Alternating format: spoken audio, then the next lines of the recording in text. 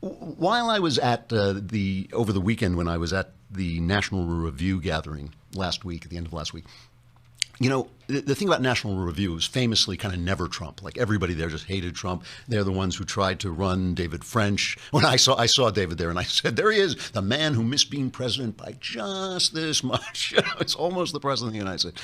But they were never trying, and they're kind of watching all of this, watching things unfold, kind of like Ben is, I think, to a certain extent, with a kind of wonder. They keep waiting for things to collapse, and things don't collapse. And there is this disparity between the stuff that Trump tweets and says and what he does. It really is this weird show happening at the same time. Like some of the stuff Trump says, you just wish he wouldn't. You wish he wouldn't say things. You wish he'd get control over his tweets and all this stuff.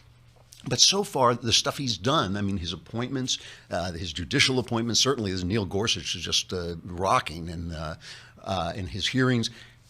He seems incredibly competent. He seems to be doing a good job.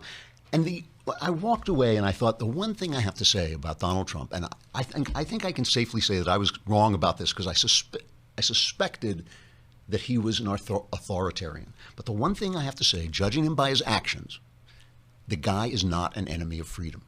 And I think, given that we dodged a bullet by not electing Hillary Clinton, given what the left is doing right now on Capitol Hill, there's just no question that they are enemies of freedom. Your freedom to wake up in the morning, do what you want, say what you want, have the life that you want, take responsibility for yourself, because that's part of freedom too. Obviously, the thing about freedom is, it's like a kid borrowing your car. He says, I'm old enough to drive the car. Sure, but when he puts a dent in it, he's got to pay for it. He can't then come to you and say, oh, but I did this, which is kind of what people say when they say, like, oh, you should pay for my abortion.